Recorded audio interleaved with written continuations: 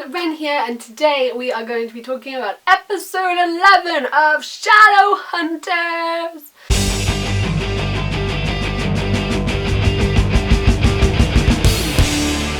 I liked this episode a significantly larger amount than I liked last week's episode, and I feel like, things were explained, things made sense. There were some things that I don't understand how I didn't see that last week, but that's fine. It worked a lot better. There were still some moments that were a little bit questionable and I didn't really get why it was there or why it was said, but overall I enjoyed it a lot more. That's the end of the non-spoilery section. If you haven't seen this episode yet, then do not continue watching this video as I will spoil it for you, and it contains massive big spoilers, so go and watch it and then come back and discuss it with us. Bye! Hello spoilery people! In this episode, personally, I feel was Dominic Sherwood's best acted episode to date. I'm not saying he's a bad actor. I think it took a while for some of the characters to get into the character and get the feel for the character, which is fine and understandable, but I definitely feel like in this episode his acting was a lot better, and you could see the emotions that Jace was feeling on his face and the struggle that he had with what his dad was saying and saying that he shouldn't be feeling these emotions, to the fact that he did, and he did feel weaker and he did feel lots of things, and he obviously does feel things for Clary, and you could definitely see all these emotions on his face and that he was struggling with all these emotions, and it was obvious and it was really well acted, I think, and I definitely think that this episode was one of his best performances. Also, the thing with Alec and Jace is really annoying me. Like, why are they still hating each other? Why are they still mad at each other? Alex, I can tell my sister. I can't have a weak bond. It doesn't work like that, and it's really annoying me that that's what's happening, and I want them to sort it out and I want it to get better, and I really hope that in the next couple of episodes they're able to properly start working together and forgive each other, because it's just not going to be the same if Alec and Jace are constantly down each other's throats, because that's not how Alec and Jace work. Also, I just want to add, when Simon was talking to Luke and Luke was telling him that he had to learn what was he had to make do with what was in front of him, and he's like, on the plate, around the meat, what do you see? And all I could hear in my head was, the man your man can smell it. It was his tone of voice and it really made me laugh, and it shouldn't have, because it was a serious moment and he was trying to teach Simon to adapt to his environment and how to deal with being a vampire, and he was genuinely trying to help him, and I just look at me, now back to your man, now back to me. We had the whole Michael Wayland situation, which I don't understand how last week I didn't realise that was obviously Valentine. We didn't see Lydia with the shape-shifting rune just for a little bit of fun. That was obviously foreshadowing to the fact that Valentine was hiding as Michael Wayland. And I feel as though that actually was done well, because it explained that Michael Wayland was never actually Jace's dad and that he was raised by Valentine. They stuck with the incest story as well, which I'm really happy about, and that's a sentence that I never thought I'd say. But I'm glad that they stuck with it, and I'm really glad that they kept that in, because I was really worried they were going to change it and that they were going to decide it wasn't going to happen.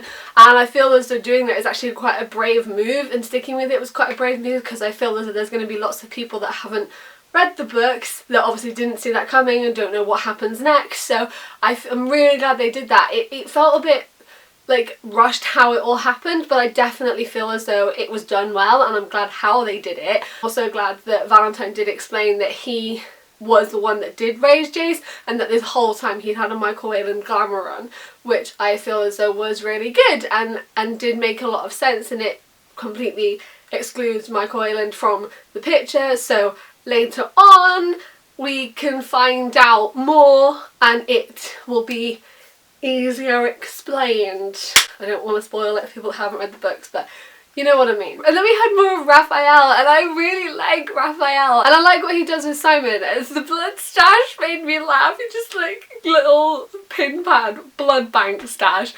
Probably not But that's just really funny the way that it was being hidden behind this picture. That just made me laugh. Pin protected blood fridge. Rafael is such a good actor, and him and Simon's scenes are really, really good. There's good chemistry there. They work well together. They bounce back and forth off each other when they say things to each other, and it's good acting and good conversation and good writing, and I really enjoy their bits on screen. Simon is getting the hang of being a vampire a bit more, and it feels a lot better and a lot more flowy like it was before. Simon mentioned Camille as well, so I'm assuming that she's not dead and she's just sort of gone away for a bit. She's got to come back. She knows too much about too many things. There's the whole thing with her and Magnus and all of that stuff, so she's got to come back to explain stuff. Well, I'm glad she's not dead. I'm glad they haven't killed her. They brought Renwick's into this as well, and it was nice to see something else from the book come into the show and being shown and not being ignored and actually being a thing that is mentioned. I liked that, and I liked the fact that they are at Renwick's, and that was really good, and I liked that they did that. Makes a lot more sense than the whole Chernobyl thing. Why were they in Chernobyl? I feel as though Clary and Jace, even though they have lots of things going on, they thought they found Michael, it was Valentine, found out they were brother and sister, all that jazz. They totally disregarded Alec and the whole institute. It felt like I was watching two different groups of people that just kind of know each other, and it just felt weird because this is supposed to be Jace's family, and this is his brother, his parabatai, his sister, his adoptive parents, and he is honorary Lightwood, and it just didn't feel like that, and it just didn't feel like he was even that bothered, and it goes back to what I was saying before about Alec and Jace fighting, and I don't like it, and it doesn't work, and it's not Alec and Jace, and I really hope that it all gets sorted because I don't like feeling as though they're just strangers. It felt like when Simon was trying to tell Clary that he thought he was becoming a vampire, and they just didn't really pay attention to him because it just didn't feel right. If you know someone for that long and you're friends with someone and you care so much about someone, you wouldn't just disregard them like that, especially not with Isabel being on trial. Okay, we had Isabel's trial and we met the Inquisitor Herondale. Alec goes to the loft to ask Magnus to be Isabel's attorney, which, why? I did not know that warlocks were also lawyers. I didn't know that Magnus was also a lawyer and he could go up against the Clave in a trial with silent brothers. Like, that was just so... that felt like, because next episode something's gonna go down. The episode is called Malik. I don't know if you guys have seen the promo. Something happens between Alec and Magnus enough to make Alec question if he actually wants to get married. They couldn't have just done that in one episode. They needed something else to put it in there for there to be a justifiable reason for Alec to not want to marry Lydia. So they had to have Magnus and Alec interact in this episode because they haven't much. So they had to have something, and it just felt like going to ask Magnus for that and going to ask Magnus to be the lawyer was that interaction so that Magnus could let out how he felt and he could say the things that he didn't want to say to Alec to make Alec start to question if he was actually doing the right thing or not. I did like Magnus's character in this. He was quite sassy. Harisham's performance was really good, and a couple of bits did make me laugh. It was kind of cheesy at some points. There were a couple of random lines like, "Put the cup on trial!" Like, what? It wasn't a bad scene, and I felt like Harisham did it well. I don't understand why he made all the paper fly everywhere, like why he do that, but it wasn't a bad scene. Isabel was also really good in that scene when she asks about Clary Frey and Isabel goes, "I don't know, maybe she was just going for a walk," and it just was good, and it just felt like Isabel. Okay, Clary and the cup.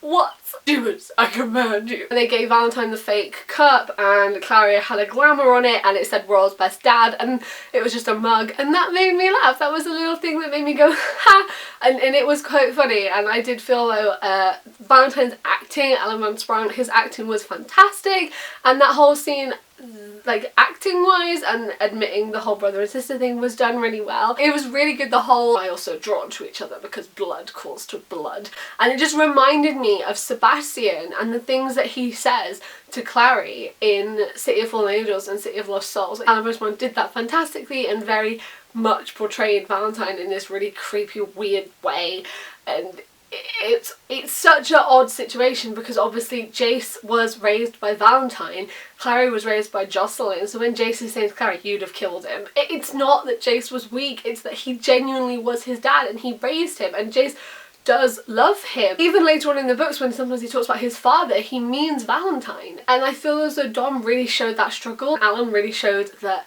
he actually has more of a bond with Jace, and that when he was saying to Clary, I would, as Michael, Valentine would have loved you too, because he doesn't know Clary and they don't have this connection. Simon was horribly happy about finding out that Jace and Clary were brother and sister. I mean, I totally get, he likes Clary, he thinks like, you know, he's in love with Clary, he likes Clary, but he must know how distraught that would have made her and how upset that would have made her, and the fact that that's not something that you want to find out, that's not something that you want to know. You do not want to know that you've been making out with your brother this whole time. So he was just really happy about it, and I feel as though he should have been more, oh my god, really? Like, is she okay? I need to go see, like, is she alright? And actually find out if she is okay rather than be like, well, we can get together now. Overall, I did enjoy this episode. It felt a lot better, it flowed well, I feel as though the writing was a lot better, there was definitely not as many weirdly cheesy lines, but I feel as though that's because there's a lot more action and a lot more going on. Some things were just a bit questionable, but it definitely worked a lot better and flowed a lot better and was a lot more enjoyable, and I am looking forward to next week's. Have you guys seen the promo for next week's? Because I'm really intrigued to see what's going to happen and what they're going to do with that. 2 more episodes left. There's next week and then the finale. I thought we were going to find out about them being brother and sister in the finale, so I'm really intrigued as to what that finale is going to be. Let me know your thoughts on this week's Shadowhunters down in the comments and we will discuss it as usual. All my links are in the description. I hope you're all doing good. Thank you for watching and I will see you next time. Goodbye!